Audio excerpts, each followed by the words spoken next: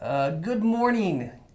Welcome to the Gold Spot. My name is Curtis Mario Frank. I'm here with our senior advisor, Steve Rand. Today is October 21st, 2020. Got a lot to unpack. Let's get right to it. Steve, getting a lot of emails, especially in the last week or two, about this COVID aftermath. How is this going to affect the economy right now? And have we seen the worst of it? Well, I think, we've seen a tremendous amount of hardship so far, but I think the thing that people are most missing here is we have yet to see the aftermath of, for instance, the commercial real estate side of this. If you drive around right now, you see buildings empty everywhere. Companies have decided that they're going to let people work from home, obviously for safety for a long time, but now these companies are deciding, a lot of them, that they're not going to come back. Our building is probably 15% capacity right now. Mm-hmm. And when these companies no longer need to utilize these spaces, what happens with all the money that's invested in commercial real estate?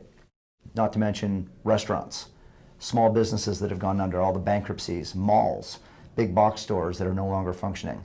I think that's going to be a lot of anchor around the neck of the economy, and it's going to be a lot worse before it gets better. How does that directly affect gold prices?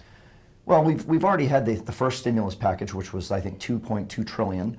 And now they're talking about another package that's going to be an additional $2 trillion or more, possibly.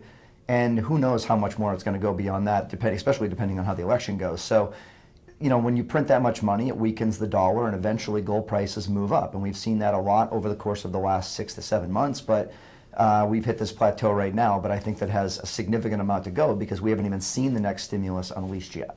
So this is something that we've been inundated with probably the last 3 weeks. Since we created this video, we've had hundreds and hundreds of response to the gold confiscation. Yeah. How do people learn more about that? Where do they get more information?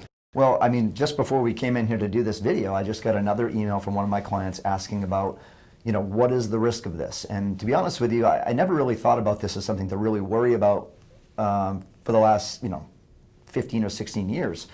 But now, depending on how the election goes, I know that a lot of people have got a lot of concerns that could be a lot more of a risk. And we're not saying it's going to happen tomorrow. We're not saying it's ever going to happen. But the response is people are worried about their liberties being taken away and what this means, especially if there's a reset, like a lot of the economists are talking about, where gold is now part of the money system again. And if that were to happen, there is a risk of that happening. There certainly is. The risk of confiscation. Yeah, it's there, and it certainly looks a lot more now than it ever was. Again, we're not saying it's going to happen. We don't have a crystal ball, but I think you have to at least be factoring that into the conversation when you're looking at how you want to allocate your money in metals. Absolutely. Thank you for joining us for another Gold Spot. Have a great day.